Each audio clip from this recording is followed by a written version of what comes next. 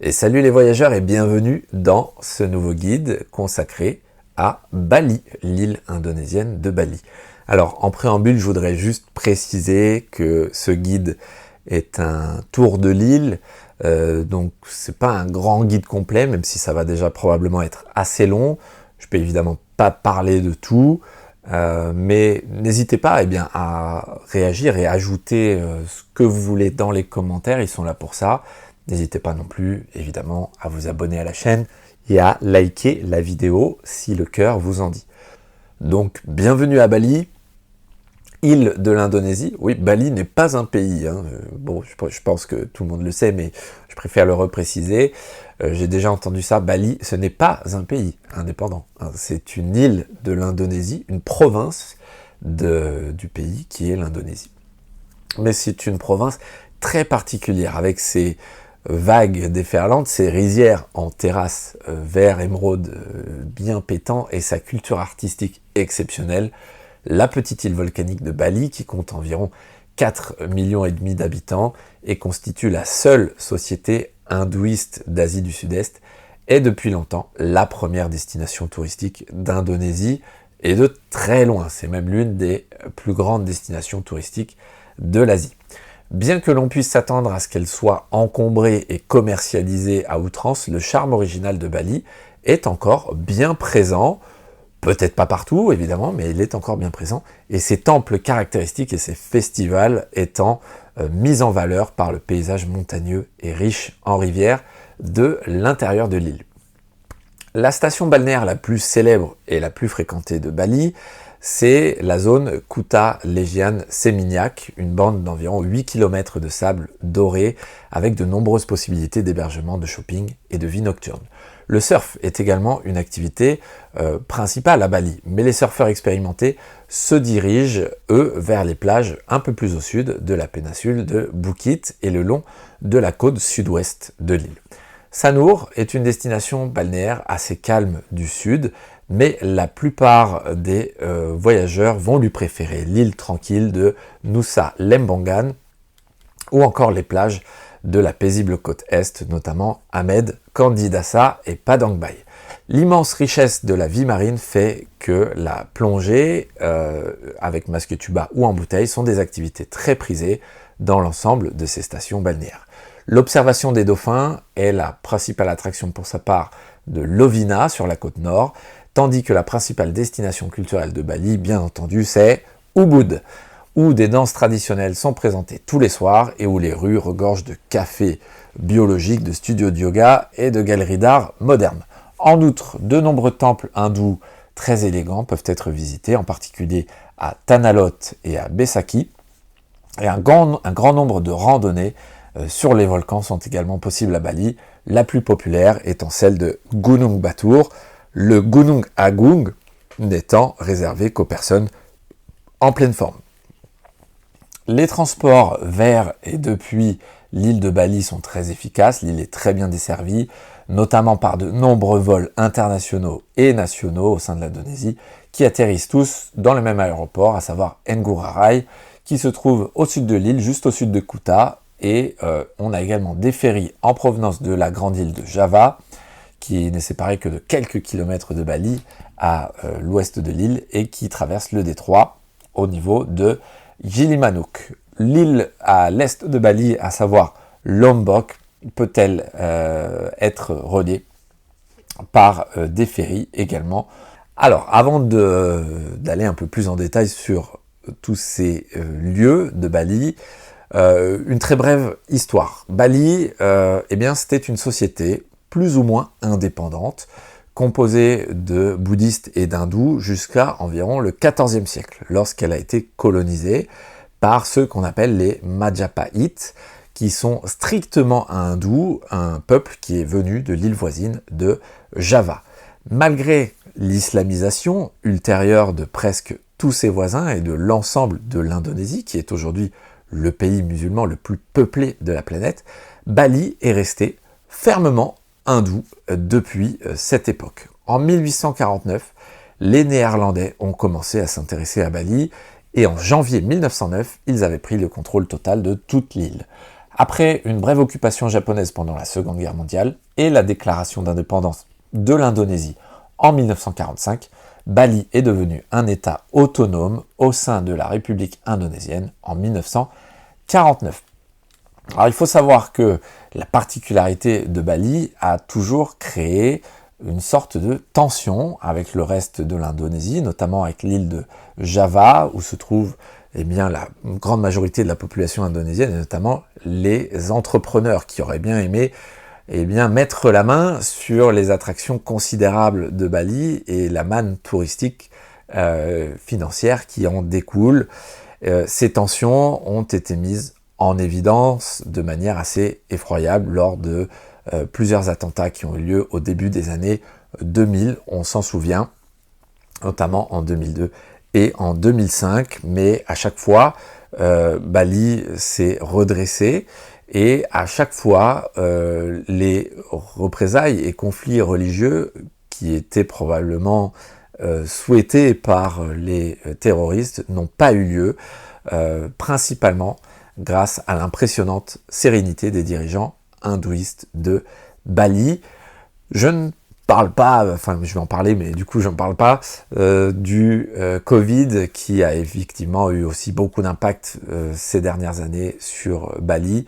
L'île, à l'heure où j'enregistre ce guide, vient tout juste de laisser tomber les différentes mesures sanitaires qui étaient encore en vigueur à l'entrée.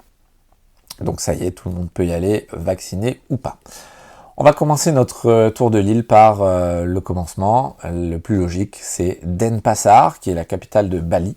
Denpasar, qui est parfois appelé Badung, notamment sur certains panneaux, et qui possède un musée et plusieurs marchés animés, mais qui ne dispose pas des hébergements touristiques et autres installations qu'on va retrouver dans les stations balnéaires, notamment à Kuta, ou Seminyak ou Sanur.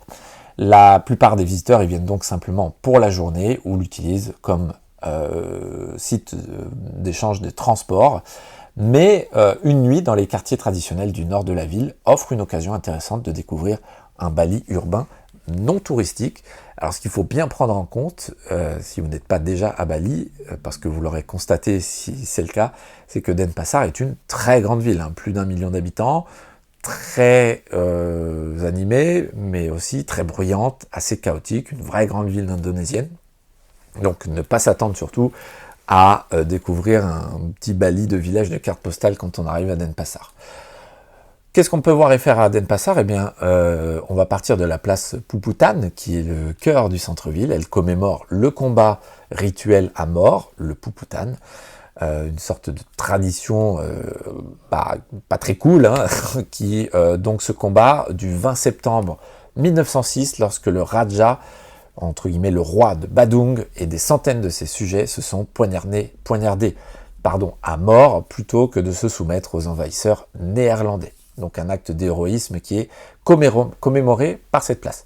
Surplombant la place de Jalan Wisnu, le musée de Bali présente des expositions sur la préhistoire, les textiles et les costumes de théâtre, ainsi qu'une intéressante exposition sur les rituels spirituels, dans ce qui est probablement donc la principale visite à faire à Denpasar, en plus de ses musées et en plus de ses marchés, Et le plus grand des marchés de Denpasar, c'est le Pasar Badung, qui se tient jour et nuit, donc quasiment non-stop, dans un bâtiment couvert de 3 étages, au bord de la rivière Badung, juste à côté de la rue Jalan Gajah Mada.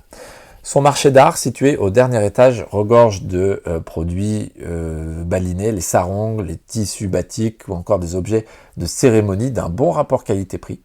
L'autre marché, le Pasar Kumbasari, se trouve pour sa part sur la rive ouest de la rivière, juste au sud de l'avenue Jalan Gajah Mada, et constitue une autre bonne source d'artisanat et de vêtements bon marché, en tout cas bien meilleur marché que ce que vous trouverez à Kuta ou à Ubud. Kuta, justement, parlons-en, la conurbation qu'on va appeler Kuta, Legian, Seminyak, puisque ces différentes villes se sont regroupées. Elle se trouve à 10 km au sud-ouest de Denpasar, et c'est le cœur touristique et la plus grande station balnéaire de Bali. Elle regorge d'hôtels, de restaurants, de bars, de clubs, d'agences de voyage, de boutiques en tout genre. La plage en elle-même est l'une des plus belles de l'île, il faut bien le dire, avec donc son sable doré qui s'étend sur presque 8 km et qui est balayé par d'énormes vagues. Et oui, parce que à Bali, de ce côté-là, il y a de grosses vagues. Inutile de penser qu'on va se baigner tous les jours. Il y a certains jours où c'était vraiment impossible. En revanche, évidemment, ces vagues, elles attirent les surfeurs expérimentés et même les novices. Vous pouvez prendre des cours un peu partout. Méfiez-vous de ces vagues. Nagez toujours, si vous le faites, entre les drapeaux qui indiquent les surveillances. Tous ceux qui ne viennent pas pour faire du surf viennent en général à Kuta et dans sa petite zone pour faire soit du shopping, soit la fête, alimentée évidemment par une vie nocturne trépidante qui va de tout et n'importe quoi. Bon, il y a à boire et à manger à Kuta. Ça peut être pas mal, ça peut être moins bien. À vous de voir si l'ambiance vous plaît. Évidemment, la drogue et autres prostitutions ne sont pas absentes de Kuta, loin de là, mais je vous rappelle qu'en Indonésie, les sanctions, notamment en ce qui concerne la drogue, sont extrêmement virulentes, et particulièrement pour les étrangers. Donc bien sûr, si vous l'aviez envisagé, je vous déconseille évidemment de rentrer là-dedans. Quoi qu'il arrive, de toute façon, ce sera beaucoup mieux pour votre santé. Les possibilités, d'hébergement, de shopping et de restauration suivent le schéma géographique de la zone, à savoir Kuta, plutôt la destination des fêtards, Legian, juste au nord, c'est plutôt la destination des familles et des couples, et Seminyak, c'est plutôt la destination chic. Voilà. Juste au sud de Kuta, il y a cette espèce de forme de goutte, on pourrait dire, qui forme le sud donc, de l'île de Bali, et qu'on appelle le Bukit, qui se traduit par colline, qui est un plateau calcaire infertile dont le littoral escarpé défie les surfeurs du monde entier avec ses spots de classe mondiale et bien connus, notamment Uluwatu et Padang Padang.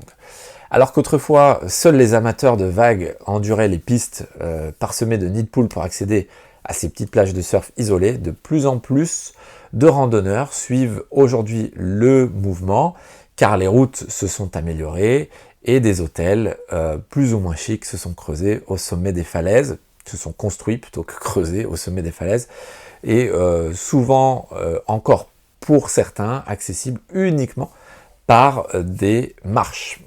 Donc il faut marcher. Pour ce qui est de la baignade, mieux vaut vous renseigner toujours quand vous êtes dans cette région auprès de votre hôtel, ou de privilégier, si votre hôtel en a un, la piscine évidemment, car les courants peuvent être très dangereux. Les vagues et leur puissance vous donneront évidemment le là de tout ceci. Alors on va parler un petit peu des plages de surf, parce que c'est une des grandes régions du surf dans le monde.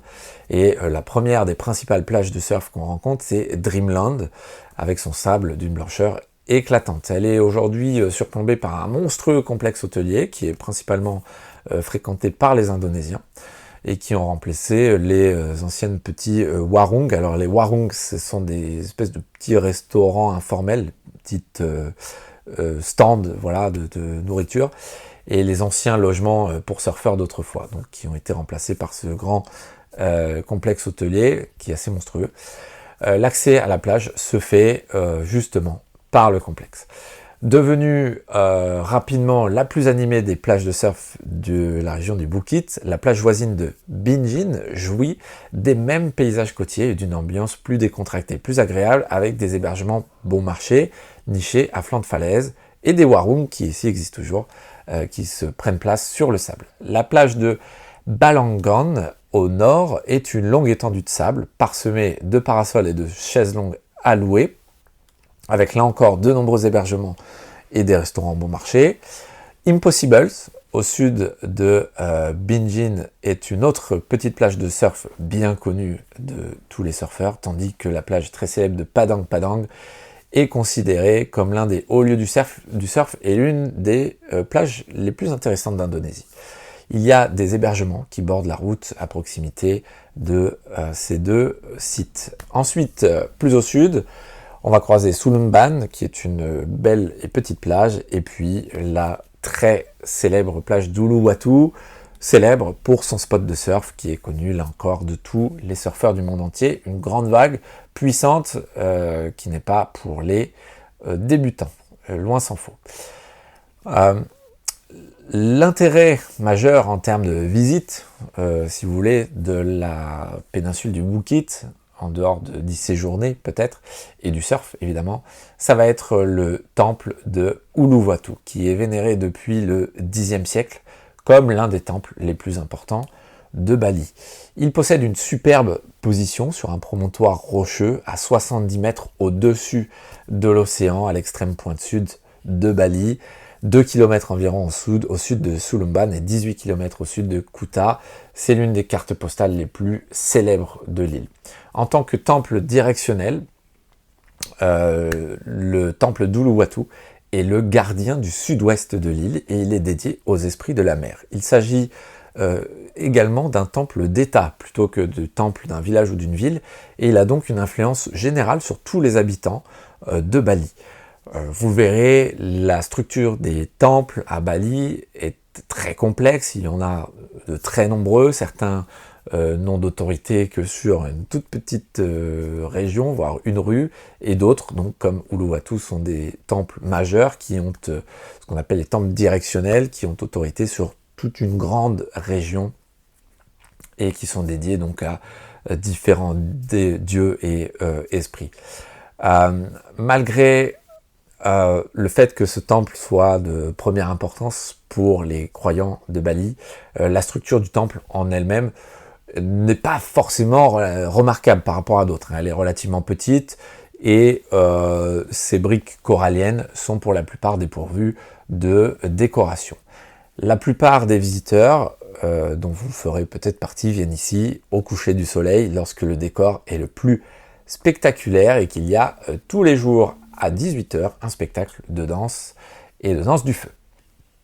Continuons et on remonte de l'autre côté de la péninsule du Bukit pour aller à Sanur, qui est une station balnéaire beaucoup plus tranquille que Kuta, appréciée des visiteurs plus âgés et des familles. Elle possède une atmosphère de village distincte, assez agréable, une plage de sable d'environ 5 km de long, où c'est pas toujours facile de se baigner, notamment à cause de la marée, mais bon, c'est quand même possible de temps en temps, mais pas toute la journée, on va dire. Et il y a de nombreux hébergements assez économiques, très attrayants. Il faut savoir qu'à Bali, l'hôtellerie est l'un des grands points forts. C'est souvent joli, tout simplement. Il y a pas mal d'hôtels qui sont très jolis, bon marché par rapport à ce qu'on peut connaître notamment en Europe ou en Amérique du Nord. Et puis, c'est toujours avec l'accueil balinais qui est légendaire et qui n'est pas un vain mot. Sanur, pour revenir à Sanur, c'est aussi un grand centre de plongée et le principal point de départ des bateaux pour l'île de Nusa Lembongan. De plus, Sanur est plutôt bien placé, à seulement 15 km de Kuta et environ 40 minutes de voiture d'Ubud. La mer, comme je l'ai dit, elle est réellement praticable qu'à marée haute. En effet, une grande partie du rivage est exposée à marée basse et les courants qui sont au-delà du récif sont beaucoup trop dangereux pour que je vous conseille d'y aller. Il y a également de nombreux restaurants le long de cette plage et on peut marcher sur une longue esplanade en bord de mer, la seule à ma connaissance à Bali, qui s'étend sur à peu près 5 km et qui est plutôt sympathique. Nusa Lembongan, justement, au sud-est du détroit de Badung, c'est une île entourée de plages de sable blanc et de mangroves, petite île de 4 km sur 3, qui est un échappatoire idéal à l'agitation du sud de Bali. La culture des algues, c'est la principale activité de l'île, complétée par les revenus touristiques des surfeurs, des plongeurs et de tous ceux qui recherchent des plages paradisiaques, un peu d'exploration tranquille et une atmosphère plutôt détendue. Situé le long de la côte ouest sur plus d'1 kilomètre, le village plutôt calme de Jungut Batu au bord de la mer, compte de nombreux restaurants et cafés.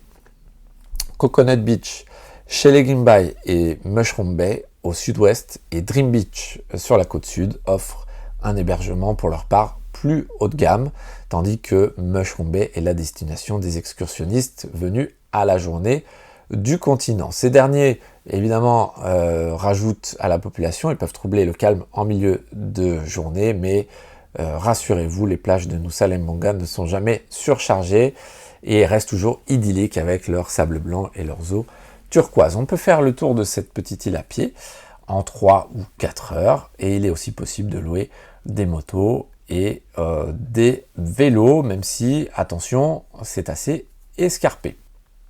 Il y a un spot de surf aussi très célèbre à Nusa Lembongan qui s'appelle Shipwreck plutôt en anglais. Donc voilà, évidemment, Nusa Lembongan est aussi un haut lieu de la plongée avec masque et tuba ou bien en bouteille. Alors, juste à côté, il y a une grande île dont je vais vous parler, mais elle est un peu moins fréquentée. C'est l'île voisine de Nusa Penida, qui possède également de très beaux sites de plongée. Donc, si vous êtes plongeur, ça vaut le coup de vous y intéresser. Et la mer à cet endroit, de façon assez surprenante, peut être assez froide, mais surtout les courants sont dangereux. Donc, je vous recommande évidemment d'y aller avec un guide et un opérateur qui connaît bien la région, évidemment. Retournons sur le continent pour aller à Tanalot, qui se trouve à peu près à 30 km au nord-ouest de Kuta. Alors Tanalot, c'est un temple magnifique qui est dramatiquement situé sur un rocher balayé par les vagues, juste au large de la côte, et c'est le site le plus photographié de Bali. Vous n'aurez aucun mal à le reconnaître, vous l'aurez probablement déjà vu, même si vous ne vous intéressez pas spécialement à Bali. Encadré par les vagues et le sable noir, ces élégants sanctuaires à plusieurs niveaux sont devenus le symbole officieux de Bali et attirent chaque jour d'immenses foules de visiteurs, en particulier à l'heure du coucher du soleil.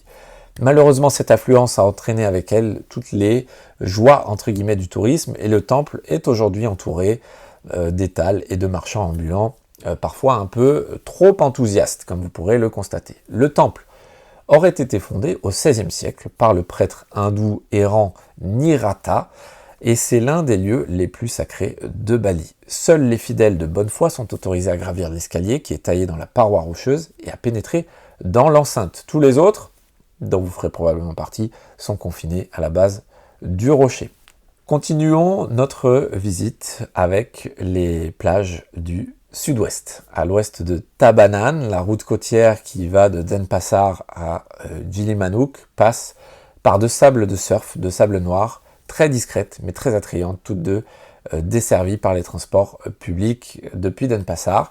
Le courant peut y être très violent, comme partout, vous l'aurez compris, tout au long de cette côte. Il faut donc bien se renseigner avant de mettre un pied dans l'eau. À 26 km environ à l'ouest de Tabanan, le village de Lalang Linga donne accès à la plage de sable noir de Balian, qui est connue pour ses vagues. 25 km plus à l'ouest, la plage de Medevi est connue pour son courant plutôt faible cette fois-ci et ses vagues plutôt petites, ce qui en fait un spot assez populaire pour les surfeurs débutants. Vous trouverez là encore des hébergements un peu partout sur cette côte, mais attention, ça n'a rien à voir avec Kuta ou même Sanur. On rentre ici dans un Bali beaucoup moins fréquenté, donc des hébergements, oui, mais beaucoup moins occidentalisés, on va dire. Allez, continuons, changeons de région. Je sais que c'est probablement ce qui vous intéresse de découvrir à Bali. On va parler de Ubud et de ses environs.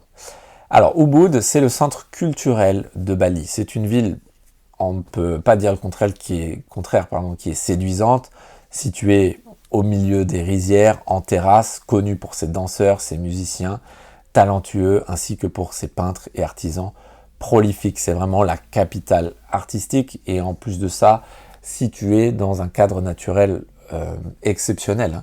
La tradition est particulièrement importante ici et les festivals ont lieu presque tous les jours. Cependant, bien qu'il soit de bon ton de considérer Ubud comme le vrai Bali, surtout parmi les touristes, surtout en contraste avec Kuta, eh bien, ça reste une destination touristique majeure, il ne faut pas se méprendre là-dessus, qui ne ressemble finalement pas vraiment à une ville balinaise typique, alors pour le meilleur ou pour le pire, puisque Ubud est plus joli, hein, je dirais, que la majorité des villes balinaises typiques, justement, et puis ça reste Bali, hein, mais il ne faut pas prendre Ubud comme autre chose que ce qu'elle est, c'est-à-dire la façade touristique de cette fascinante diversité artistique et culturelle que représente Bali. Ubud est un centre reconnu également pour le tourisme spirituel, avec de nombreuses possibilités de s'essayer à toutes sortes de thérapies indigènes ou importées. Vous trouverez des cafés bio à n'en plus pouvoir, des centres de yoga, des boutiques d'artisanat, évidemment, qui envahissent son marché central tous les jours, tandis que la campagne environnante est elle aussi propice au repos spirituel, notamment avec des promenades à pied ou à vélo dans les rizières qui sont aux portes littéralement de la ville. Vous pouvez emprunter une rue et partir dans une rizière, c'est tout à fait possible. Et puis un peu plus au nord, l'accès au volcan qui est très facile depuis Ubud. C'est pas une petite ville, hein, Ubud. C'est une urbanisation à la balinaise, c'est-à-dire avec de très très longues avenues qui semblent construites d'un bout à l'autre, mais c'est pas une petite ville, donc là encore, même réflexion que pour Denpasar, ne pas s'attendre à un petit village de carte postale. Au centre d'Ubud, on a la collection d'art la plus ancienne qui est contenue au musée Puri Lukisan. Donc c'est pas pourri, hein, c'est Puri Lukisan, qui, bien que situé dans un joli parc paysager, souffre d'un plutôt mauvais étiquetage, hein, vous n'allez pas vraiment comprendre ce que vous voyez, et qui est éclipsé par un autre musée qui se trouve dans une ville voisine, et qui est le Neka Art Museum, et dont on va reparler juste après. Un jardin d'eau fait face au temple, le plus atmosphérique du centre d'Ubud, à savoir le temple Saraswati. En franchissant la porte du temple en briques rouges, vous trouverez divers sanctuaires disséminés dans les plusieurs cours, dont un imposant trône de lotus sculpté à l'infini et reposant sur la tortue cosmique et les serpents nagas sacrés. S'étendant à l'ouest du centre d'Ubud, le petit village de Kampuhan est célèbre pour avoir accueilli plusieurs peintres expatriés charismatiques, notamment un qui s'appelait Antonio Blanco, un Catalan qu'on avait appelé le Dali de Bali, dont la maison et la galerie à Kampuhan ont été transformées en un agréable musée que je vous invite à visiter si vous êtes curieux, qui s'appelle le musée Blanco. Voilà, logique. De l'autre côté de la route, le chemin qui longe au nord l'épine dorsale derrière le temple de Gunung Leba fait partie de la très agréable promenade circulaire de 90 minutes environ sur la crête de Kampuhan et qui permet de contourner la périphérie rurale de ce village en empruntant un éperon donc surélevé entre les vallées des rivières Wos Barat et Wos Timor. On quitte la crête à l'extrémité nord du village de Bangkian Sidem en empruntant une route goudronnée qui bifurque à gauche et continue à travers d'autres villages avant de rejoindre la route principale qui est à environ 1,5 km au nord-ouest du musée d'art Neka. La route secondaire qui bifurque vers le sud-ouest à côté du musée Blanco mène à un charmant village, un autre, qui s'appelle Penestanan, et qui est un centre de perlage. L'approche la plus pittoresque du village se fait par une volée de marches abruptes, 400 mètres plus au nord, le long de l'avenue Jalan Raya Kampuhan. Les marches grimpent à flanc de colline jusqu'à une piste en direction de l'ouest, qui passe par plusieurs chemins menant à des logements panoramiques au sommet des collines, avant de descendre dans la vallée suivante et d'arriver à un carrefour avec la rue principale du village de Penestanan. Tournez à gauche pour parcourir le kilomètre 5 à travers le village et revenir jusqu'au musée Blanco. Voilà, ce sont deux promenades, alors pas facile à décrire hein, comme ça en parlant, mais deux promenades que vous en fait trouverez très facilement balisées et qui forment des excursions très agréable pour marcher 1h30 ou 2 heures dans les rizières et les villages aux alentours de Ubud. Alors on va parler de ce musée d'art NECA, le NECA Art Museum, qui possède la collection la plus complète de peintures balinaises traditionnelles et modernes de l'île. Il est installé dans une série de pavillons situés sur une colline dans la petite ville de Sangin-Gand, à environ 2,5 km au nord-ouest du marché central d'Ubud. Les pavillons présentent des expositions de peinture balinaise du XVIIe siècle jusqu'à nos jours, des archives de photographies en noir et blanc, prises à Bali dans les années 1930 et 1940, ainsi que des œuvres contemporaines d'artistes originaires d'autres régions d'Indonésie. L'attraction touristique la plus connue d'Ubud, cela dit, et de sa petite région, c'est très certainement le sanctuaire de la forêt des singes, qui occupe, donc la Monkey Forest en anglais, qui occupe le terrain situé entre l'extrémité sud de l'avenue Monkey Forest, à 15 minutes environ de marche au sud du marché central d'Ubud, et la limite nord d'un petit village qui s'appelle New Kuning. Bien que la forêt elle-même n'ait rien de spécial, les singes qui y vivent sont étonnamment apprivoisés, tant et si bien qu'ils essaieront de vous voler à peu près tout et n'importe quoi, particulièrement si vous avez sur vous à manger, à boire ou les objets électroniques. Donc attention à vos téléphones. Mais ça reste une balade pas désagréable. 5 minutes après le début de la forêt, vous atteignez le temple d'Alem Agung Padang Tegal, voilà, pas facile à dire, qui est le temple des morts du quartier. Dans ce temple, vous trouverez une demi-douzaine d'images gravées dans la pierre, des images d'une sorcière qui s'appelle Rangda, qui arbore un hideux visage couvert de crocs, des cheveux en bataille, une langue d'1 mètre de long, pas moins, et qui fait peur à tous les enfants du coin. Au sud du temple, la piste pénètre donc dans le village de New Kuning, qui est un centre bien connu de sculpture sur bois. On peut d'ailleurs acheter des sculptures et prendre des cours dans plusieurs ateliers si ça vous intéresse, et vous trouverez, comme partout à Ubud et dans les villages alentours, quelques cafés et petits hôtels si vous souhaitez vous arrêter dans ce coin.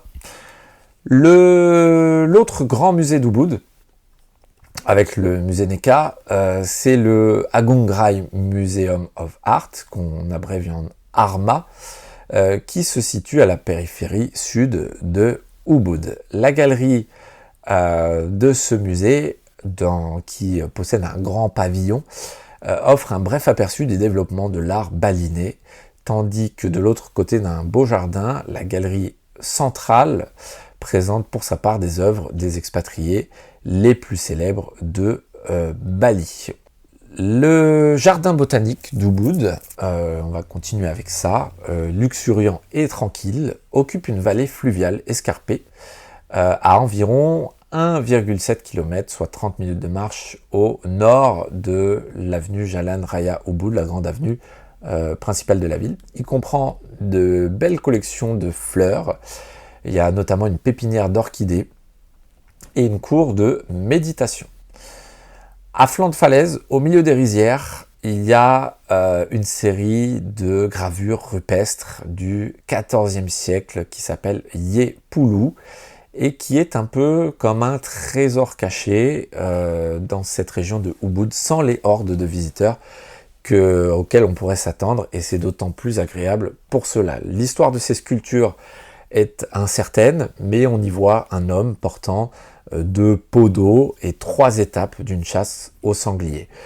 Pour atteindre Yepulu, il faut se diriger soit en taxi, soit en transport vers le hameau de Batulombang.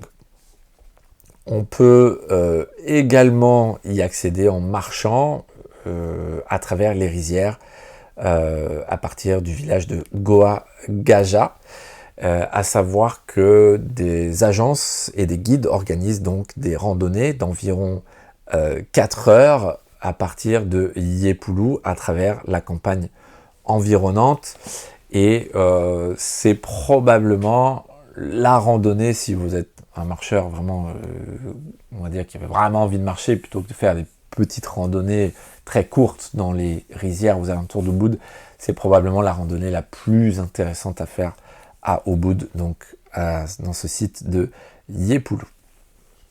On continue notre visite en nous rendant à Pejang. Habité depuis l'âge de bronze, le village de Pejang abrite de nombreuses antiquités religieuses et 3 temples anciens intéressants. À savoir le temple Penataran Sasi, donc le temple de la lune, qui abrite la lune de Pejang, qui est un gong en bronze en forme de sablier de 2 mètres de long, magnifiquement gravé, qui date probablement du 3e siècle avant Jésus-Christ. À proximité, il y a le temple de Pusering Jagat, qui est célèbre pour sa jarao en pierre du 14e siècle, haute de 1 mètre et sculptée avec beaucoup de soin, comme vous pourrez le voir, tandis que le temple de Kebo Edan, qui est traduit en anglais par Crazy Buffalo, donc le buffle fou, est centré autour de son principal centre d'intérêt, est la statue de fertilité du géant de Pejang, haute de 4 mètres et dotée donc de certains attributs massifs. Alors, pour se rendre à Pejang depuis Ubud, il faut aller en direction de Gianyar. Si vous prenez un transport, c'est par là-bas qu'il faudra aller. On va maintenant parler de Gunung Kawi, taillé dans les parois rocheuses de la vallée luxuriante et fermée de la rivière sacrée Pakrisan. Les kandis royaux du XIe siècle, donc sont des monuments funéraires de Gunung Kawi, occupent un endroit charmant et impressionnant et ne reçoivent pas beaucoup de visiteurs. Ils sont indiqués à environ 400 mètres au nord du terminus des Bemo, donc le transport local de Tampak Siring. Changeons un tout petit peu de coin pour nous rendre à Besakih, qui est la principale attraction touristique de l'est de Bali, et sans conteste, le complexe du temple de Besakih est le plus impressionnant de tous les temples balinais. Il est situé sur les pentes du mont Agung, la montagne la plus sacrée et la plus haute de l'île. Besakih est donc le site le plus vénéré de Bali par les hindous balinais qui croient que les dieux descendent de temps à autre pour résider dans le temple, de temps en temps, période durant laquelle les fidèles revêtent leurs plus beaux habits et leur apportent des offrandes élaborées. L'ampleur du complexe est impressionnante et par temps clair, avec le mont Agung qui se dresse de façon spectaculaire derrière lui, et lorsque les cérémonies battent leur plein, c'est vraiment magnifique, c'est une vraie carte postale. Cependant, Besakih a également pris la fâcheuse habitude de vouloir séparer les touristes, surtout les étrangers, le plus rapidement possible de leur argent, ce qui peut parfois rendre l'expérience un peu frustrante, il faut le signaler. Derrière le complexe des temples de Besakih, on a donc le volcan du mont Agung, le Gunung Agung, qui avec ses 3014 mètres est le plus haut sommet balinais. Il est visible depuis toute la région est de Bali. C'est le centre spirituel de l'île des dieux et on croit que les esprits des ancêtres du peuple balinais y résident. L'ascension est interdite à certaines périodes en raison des fêtes religieuses, donc renseignez-vous. Et du point de vue météorologique, c'est la saison sèche de avril à mi-octobre qui est la meilleure pour faire l'ascension du Gunung Agung. Ne l'envisagez même pas en saison humide. Quoi qu'il arrive, en toute saison, vous aurez besoin de chaussures de marche et de beaucoup d'eau. Un bâton peut également être utile. Bref, ne partez pas en savate escalader le mont Agung comme on peut encore le voir parfois.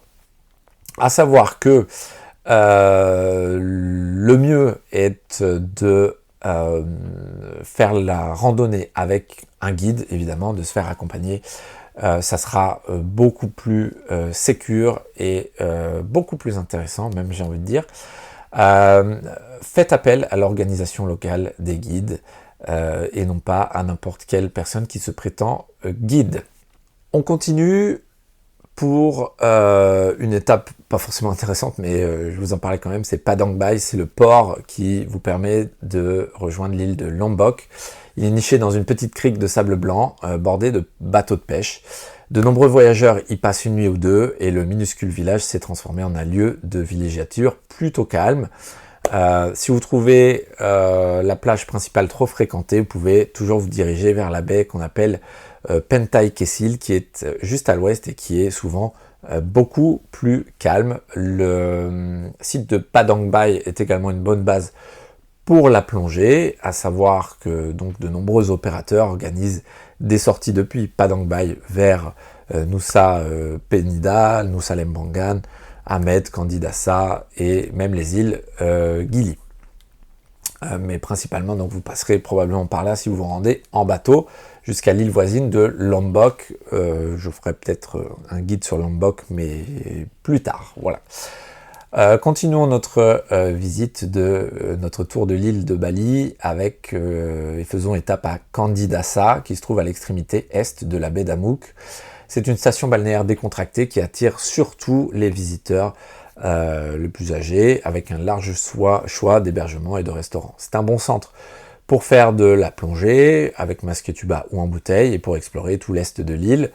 Et ça constitue bien un endroit agréable par rapport aux stations balnéaires plus frénétiques qu'on trouve au sud de l'île. La plage principale a subi au cours de ces dernières décennies une grave érosion en raison très principalement de la surconstruction dans la région et car les récifs coralliens ont été largement exploités pour fournir de la chaux pour la construction de complexes touristiques, mais il reste néanmoins quelques petites poches de sable blanc le long du front de mer et des hôtels ont de plus en plus recours à la création de plages artificielles pour ce que ça vaut.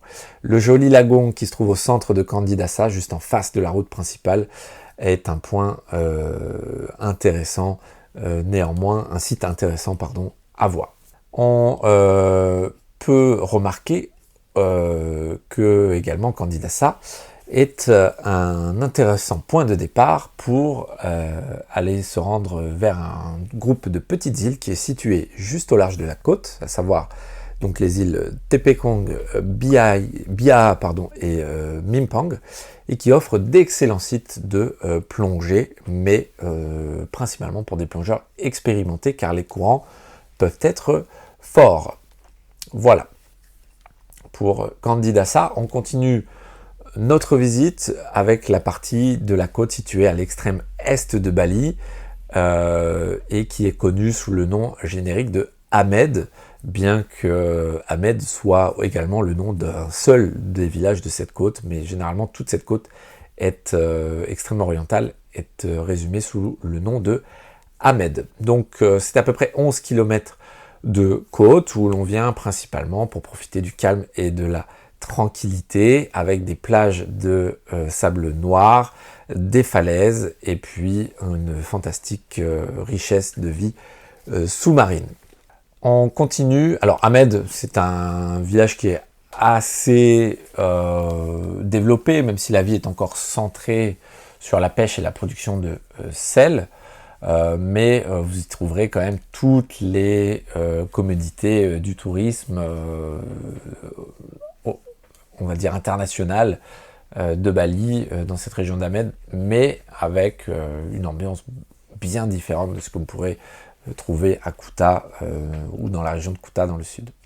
On continue avec le petit village de Tulambang qui est à environ 10 km au nord-ouest de Kulik et qui est surtout une destination, là encore, pour la plongée avec bouteille ou en masque et tuba. C'est le site de plongée le plus populaire de Bali, avec notamment l'épave du navire Liberty qui attire jusqu'à une centaine de plongeurs par jour, et c'est beaucoup. L'épave se trouve à environ 30 mètres au large et est incrustée de coraux, de gorgones et autres habitants et offre un merveilleux habitat à environ 300 espèces de poissons qui y vivent et à plus d'une centaine d'espèces qui viennent des eaux plus profondes. C'est évidemment une plongée qui mérite d'être faite si vous êtes plongeur, mais qu'il faut absolument faire accompagné, hein, bien entendu. Vous pouvez également faire cette plongée de nuit, et il y a d'autres sites, il n'y a pas que l'épave du Liberty à faire, mais il faut le dire, si vous ne faites pas de plongée ou de Masketuba, eh bien il n'y a pas grand chose de plus à faire dans ce village de Tulamban. La visite continue avec la région de Batur, le paysage volcanique le plus populaire et le plus spectaculaire de Bali, qui a été formé il y a environ 30 000 ans par l'éruption d'un gigantesque volcan. Le bord de ce vaste cratère reste clairement visible et c'est la vue que l'on a d'ici qui constitue le principal attrait de cette zone.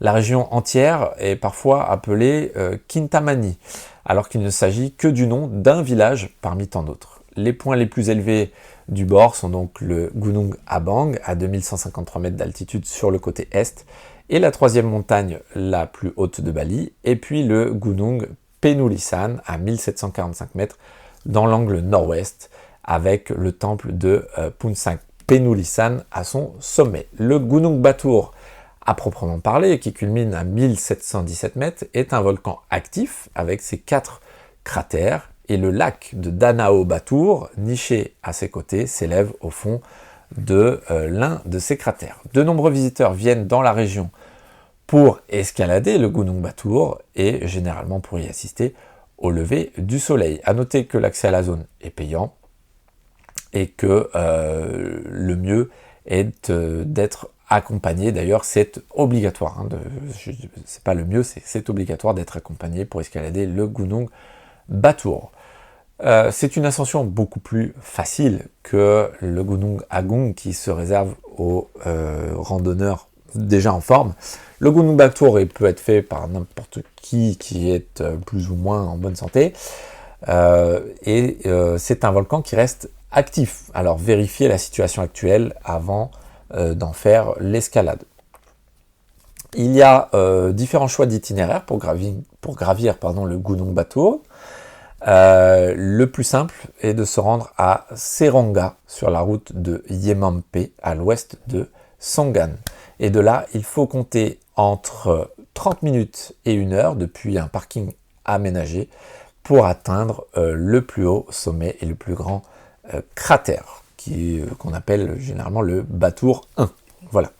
Après, il y a d'autres chemins qui peuvent être beaucoup plus longs. On peut avoir des randonnées jusqu'à 4-5 heures, mais voilà le plus rapide. Alors pour les guides locaux, ils sont regroupés au sein d'une association, l'association des guides du Mont Batur, qui ont des bureaux officiels, donc je vous invite évidemment à vous diriger vers eux. Les villages de Penelokan, Batur et Kintamani s'étendent sur 11 km le long du bord de l'ancien cratère et se confondent pratiquement les uns les autres. Les vues sur le paysage volcanique austère depuis Penelokan, qui se trouve à 1450 mètres, sont majestueuses. Le Danao Batur s'étend en contrebas, donc ce grand lac d'origine volcanique, tandis que le Gunung Batur et le Gunung Abang, les deux montagnes, s'élèvent de part et d'autre du lac. Une foule de marchands ambulants accompagnent les hordes d'excursionnistes qui passent chaque jour par Penelokan. Le seul moyen d'éviter ce relatif cirque est de venir tôt ou très tard, ou bien encore mieux de passer la nuit sur place.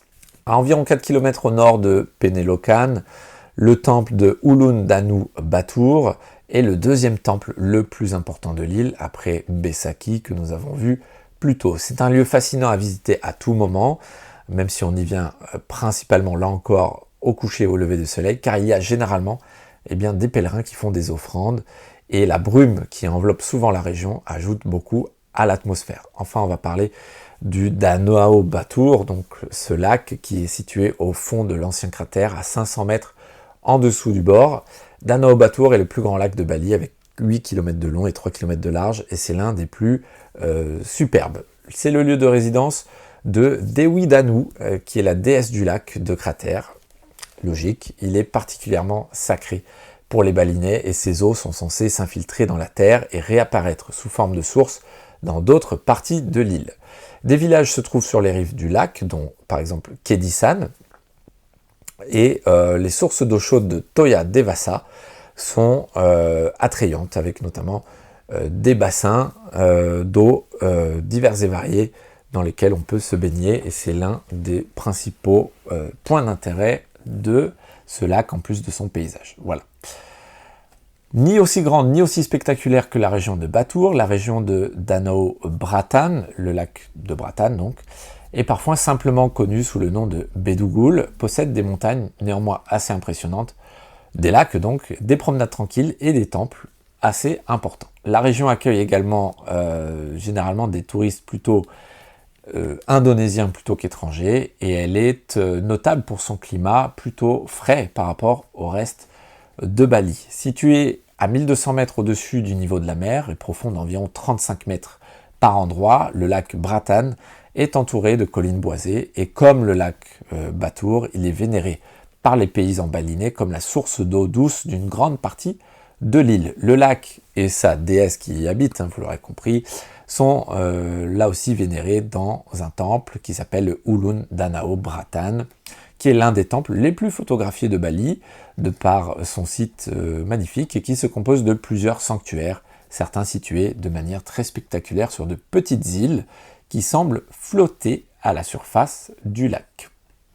On continue notre tour avec le petit village de Candi Kuning, qui est situé au-dessus de la rive sud du lac Bratan, qui abrite l'un des joyaux du centre de Bali, à savoir les jardins botaniques de Bali, qui abritent plus de 2000 espèces de plantes, dont des arbres, des bambous, des orchidées, tout plein de choses, ainsi qu'une zone propice à l'observation des oiseaux. C'est vraiment intéressant. À l'intérieur des jardins se trouve aussi un parc, on va dire, d'aventure, à l'accrobranche, entre guillemets, avec donc des plateformes, des tyroliennes et toutes sortes de ponts de singes pour s'amuser. Et c'est évidemment, vous l'aurez compris, le principal site touristique de ce petit village de Candi Kuning. Continuons avec la prochaine étape logique qui est la deuxième ville balinaise après Denpasar, et c'est Singaraja, qui est une ville assez aérée, assez ouverte, avec de grandes avenues, quelques monuments et puis quelques bâtiments coloniaux situés dans des jolis jardins. Elle est surtout d'un intérêt pour les voyageurs, donc je ne vais pas m'y étendre ici pour ces liaisons de transport. Et si vous visitez le nord de l'île, il y est fort à parier que vous passerez probablement par là à un moment ou un autre. On continue pour se rendre dans la grande destination locale qui est Lovina, qui s'étend sur environ 8 km de plage de sable noir. C'est la plus grande station balnéaire de Bali, en dehors de l'agglomération de Kuta au sud. Et bien que la haute saison soit très active, donc par haute saison à Bali on entend l'été, donc juin à août et le mois de décembre, eh bien Lovina est quand même beaucoup plus tranquille que les grandes stations balnéaires du sud, bien que l'on y retrouve des lieux de vie nocturne et de nombreux restaurants, bars et de nombreux hébergements.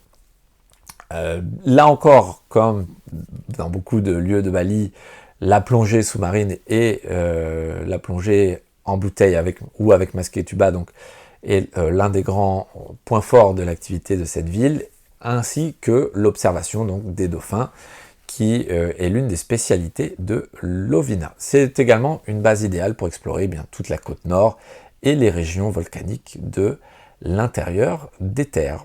Lovina est célèbre, ou on pourrait le dire un peu tristement célèbre, pour ses excursions donc afin d'observer les dauphins qui s'ébattent au large de la côte. Alors ce sont des excursions qui ont lieu très tôt le matin, puisque c'est là où en général les dauphins sont les plus actifs. Alors, les avis, bien, ils sont partagés entre ceux qui pensent que c'est largement surestimé comme activité et ceux qui considèrent que c'est l'une des meilleures activités à faire à Bali.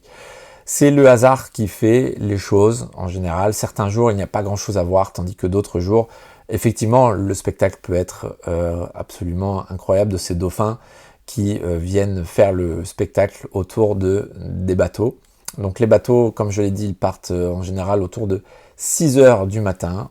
Mieux vaut vous lever tôt pour apprécier les dauphins.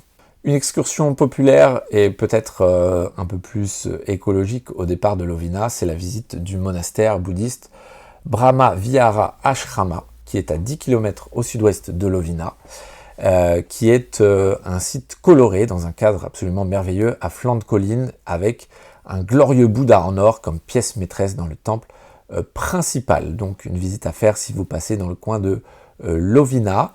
Et depuis le temple, vous pouvez marcher jusqu'à des sources chaudes qui sont plutôt bien indiqués, qui se trouvent à quelques kilomètres de là. Et où on peut se baigner, évidemment. Enfin, pour terminer notre visite du nord et quasiment notre tour de l'île de Bali, on va parler du parc national de Bali Barat, qui est le seul parc national de Bali et qui protège environ 190 km² de savane, de forêt et de récifs à environ 40 km à l'ouest de Lovina. Ce parc, il abrite notamment plus d'une centaine d'espèces d'oiseaux, dont certaines espèces menacées. Particulièrement l'étourneau de Bali, qui est la seule véritable créature endémique de Bali. Il y a quelques sentiers qui sont ouverts au public, mais pour la plupart des visiteurs, ce parc est surtout synonyme de plongée dans les récifs spectaculaires qui l'entourent. Tout le monde doit engager un guide et acheter un permis pour accéder aux activités du parc, que ce soit les randonnées ou la plongée. On peut également noter l'île aux cerfs, Pulau Menjangan en indonésien, qui est la partie de loin la plus populaire, et donc cette île aux cerfs la plus populaire de ce parc de Bali Barat. C'est une petite île inhabitée qui est située à 8 km de la côte nord et dont le rivage est entouré de fabuleux récifs coralliens avec des tombants qui vont jusqu'à 60 mètres et donc des plongées de première classe et une superbe visibilité.